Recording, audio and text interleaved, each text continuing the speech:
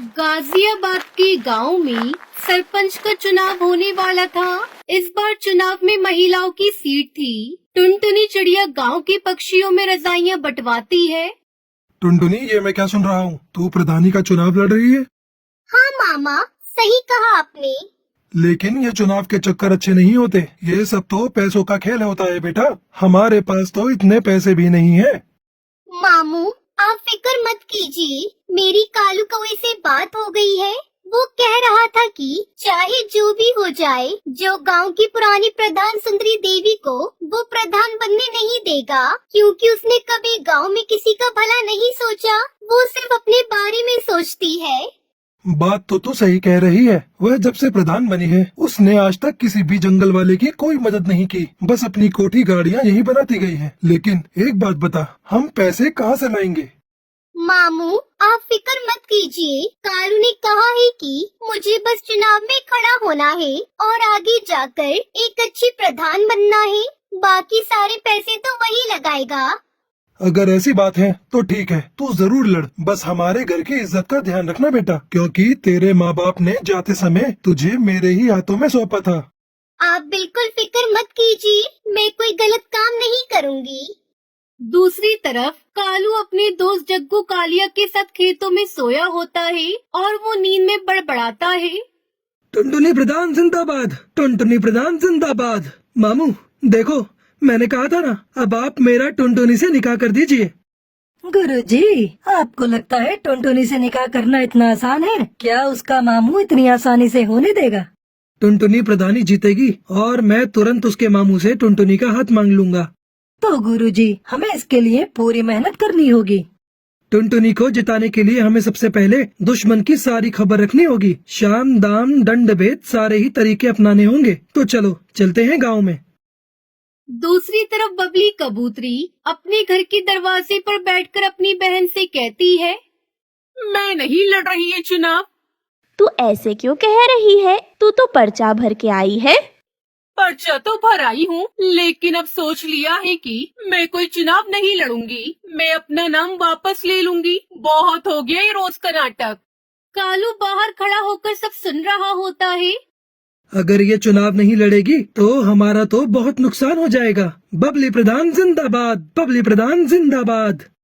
गुरुजी, जब आपने इसे प्रधान बोल ही दिया है तो जरूर जीत जाएगी। फिर बबली और उसकी बहन लूसी दोनों बाहर आते हैं। अरे मैं नहीं लड़ रही चुनाव, हमारे घर में तो रोज की लड़ाई है।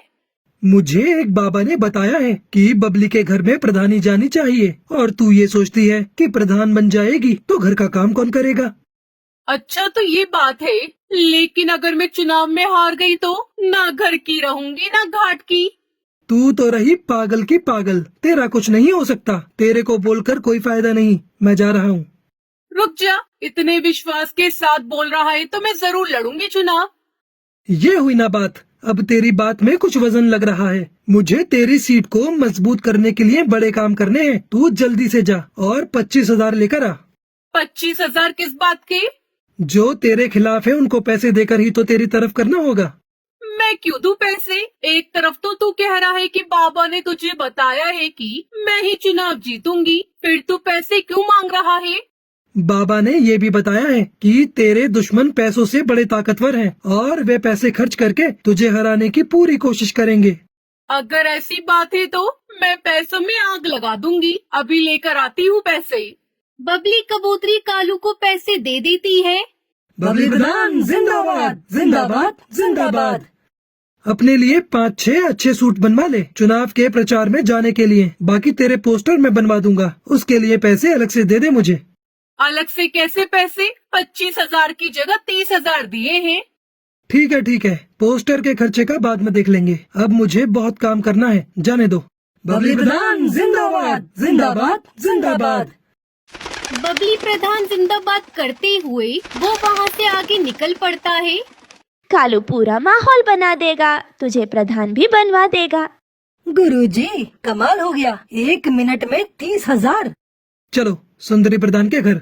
सुंदरी प्रधान जिंदाबाद, जिंदाबाद, जिंदाबाद। सुंदरी प्रधान जिंदाबाद। सुंदरी प्रधान जिंदाबाद करते हुए वो दोनों सुंदरी प्रधान के घर पहुंच जाते हैं। मेरे टक्कर का इस पूरे गांव में कोई नहीं है। प्रधानी का चुनाव तो मैं ही जीतूंगी।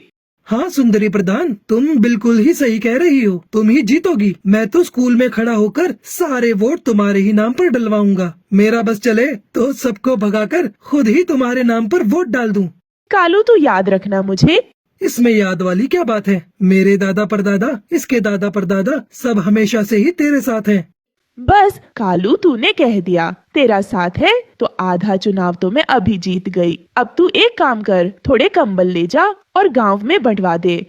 सुंदरी प्रधान, हम ऐसे ही किसी के पास नहीं जाते, और किसी के साथ खड़े हो गए तो उसे जिताकर ही छोड़ेंगे। सही कहा ना चक्कू कालिया? तो बोलो सुंदरी प्रधान जिंदाबाद। बस तुम तो अपनी प्रधानी पक्की समझो। वैसे तो मुझे खुद पर पूरा विश्वास है। अब तुमने कह दिया तो विश्वास और पक्का हो गया। अरे हम जो बताने आए थे वो तो भूल ही गए। मेरे पास बबली आई थी नोटों की थैली लेकर। हमने वो पैसे नहीं लिए। जब उसको वोट ही नहीं देना है तो थैली क्यों लेना है? अच्छा किया। अगर तेरा समर्थन मिल गया कालू तो मुझे हराने वाला कोई नहीं है। तुझे समर्थन चाहिए या वोट चाहिए? बस समर्थन तो हम तेरे लिए ले ही आएंगे, और जो वोट नहीं देगा उसे खिला पिला कर तेरी तरफ कर देंगे। मुझे तेरे से यही उम्मीद थी कालू। तू जिस चीज पर हाथ रख देगा वो तेरी होगी। बस एक बार मुझे चुनाव जीत जाने दे। जिस चीज की भी जरूरत हो आकर ले जाना। तेरे घर का तो मैं पानी भी नहीं पीऊंगा। तुझे वोट देने के लिए मैं तेरे से कुछ लूंगा क्या? वह तो जब मैं गांव में निकला तो 2-4 पक्षियों ने पूछा कि भाई किसे वोट डालना है, कुछ खिला पिला दो। उसके लिए मैं तेरे से पैसे लूंगा, उनको खिलाने पिलाने के लिए और तेरी तरफ करने के लिए, वरना मैं तो एक पैसा न लूं। कालू, जब तेरे जैसे लोग मेरे फेवर में है ना तो मैं ही जीतूंगी चुनाव। अरे वो हरिया तोती आई थी मेरे पास पैसे लेकर कि मैं और अपने साथ वाले वोट उसे दे दूं। मैंने तो सीधा ही मना कर दिया कि मैं नहीं लूंगा पैसे। जब वोट उसे नहीं देना तो उसके पैसे क्यों लेना? ठीक किया तूने। मैंने उसको साफ साफ कह दिया कि इतने पैसे तो सुंदरी ऐसे ही दे देगी मुझे। अब तुम एक काम करो सुंदरी प्रधान, मुझे 25,000 ला कर दो। मैं उनके लिए काजू बादाम और फलों की टोकरी उतरवाता हूँ। बस फिर देर किस बात की है, ये ले पैसे।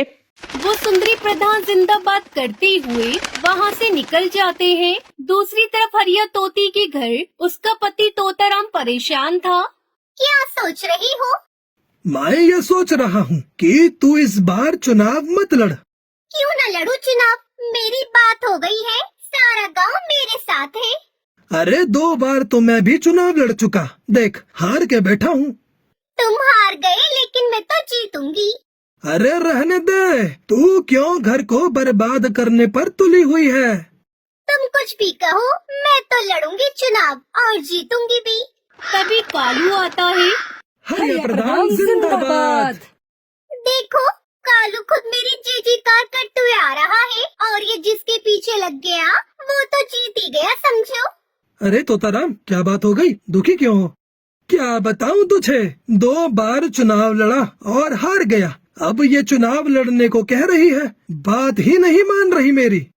अब हार की बात करेगा तो हारेगा ही। जीत की बात कर, जीत की। पीछे मुड़कर देखना छोड़ दे और आगे की तरफ बढ़। कौन समझाए? ये तो पुरानी बात पकड़ कर ही बैठे हैं। मैंने कहा जिसके साथ कालू हो उसकी तो जीत ही होगी। अब तुम्हें क्या बताऊं, 3 बार आ गए मेरे घर पर 30,000 40,000 लेकर। कह रहे थे कि तुम बस चुनाव जितवा दो, पैसे चाहे कितने भी लग जाएं। तूने किसी को हाँ तो नहीं करे? ऐसे कैसे हाँ कर देता? ऐसी गालियां दी, अगर तू सुनती तो तेरे कानों से खून आ जाता। बिल्कुल सही किया तूने। मैंने तो बोल दिया कि तू 30 लेकर आई है, 40 तो हरिया मुझे ऐसे ही दे देगी। इतने पैसे तो नहीं दे पाऊंगी। कितने पैसे दे पाएगी? बताओ जी। क्या बताऊं, 15,000 दे दे कालू को। ठीक है, ये तो हमारे घर की बात है। बाकी के पैसे बाद में दे देना। और एक बात बता दूं, ये पैसे मैं अपने लिए नहीं ले रहा, लोगों की खुशामद के लिए ले रहा हूँ, ताकि उनका वोट तेरे नाम पर डलवा सकूं। मुझे क्या करना है पैसों का? वोट के लिए तो हमने दारू मंगा रखी है। अरे बेवकूफ, जो दारू नहीं लेता उनके लिए कुछ और मंगवाना पड़ेगा। बस ये पैसे उनमें ही खर्च करूँगा। ठीक है, पैसे ले जा और दारू की बोतल भी ले जा और बना दे हमारे नाम का माहौल पूरे गांव में। कालू और जग्गू कालिया हरिया प्रधान जिंदाबाद करते हुए वहाँ से निकल जाते हैं। कुछ दिनों बाद बबली अपनी बहन से कहती है, मुझे बाकी किसी से डर नहीं है, सिर्फ टुनटुनी से डर है। बिना पति की इलेक्शन लड़ रही है। गांव के सारे मर्द पक्षी तो इसे ही वोट देंगे। तुम फिक्र क्यों करती हो? वैसे भी ये अपने गांव की है नहीं, ये इसके मामा का गांव है। इसकी सीट तो कैंसिल ही कर देंगे। वोटिंग का दिन आता है और गांव में वोट पड़ते हैं। सुनो गांव वालों, हमारे अधिकारी जी ने वोटों की गिनती कर ली है। अब वह परिणाम की घोषणा करेंगे। गांव वालों, टुनटुनी 103 वोटों से आगे है और वह गांव की प्रधान घोषित की जाती है। टुनटुनी कालू सब नाचने लगते हैं। गांव वालों, हमें पंचायत बुलानी होगी। यह चुनाव गैर कानूनी हुआ है। हाँ हाँ, सही कहा तोताराम ने। ये चुनाव गैर कानूनी है। टुनटुनी तो इस गांव की है ही नहीं, फिर ये चुनाव कैसे लड़ सकती है? गांव की चौपाल पर पंचायत बिठाई जाती है।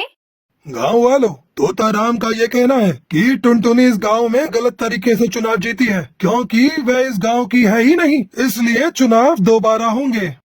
क्यों होगा दोबारा चुनाव? मैं प्रधान बनी हूँ, मुझे जिताने वाले गांव के पक्षी ही हैं।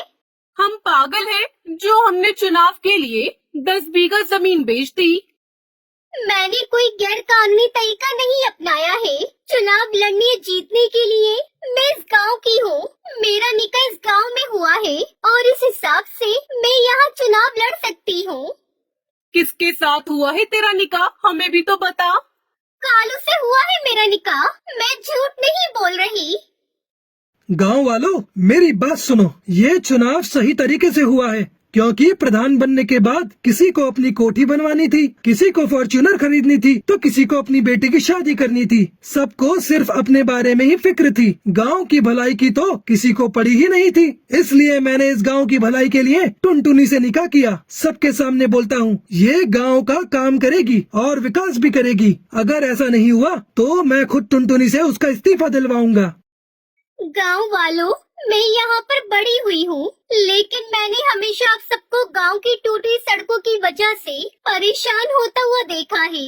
इस गांव में 5वीं क्लास के बाद कोई स्कूल नहीं होने की वजह से बच्चों को इतनी दूर पढ़ाई करने के लिए दूसरे गांव में उड़ता हुआ देखा है।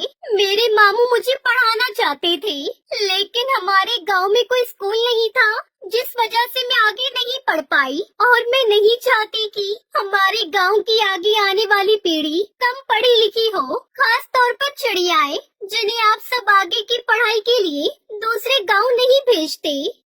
गांव के सभी पक्षी कालू और टुनटुनी के लिए ताली बजाने लगते हैं और इस तरह टुनटुनी चिड़िया जंगल के प्रधान बन जाती है और कालू की टुनटुनी से शादी हो जाती है।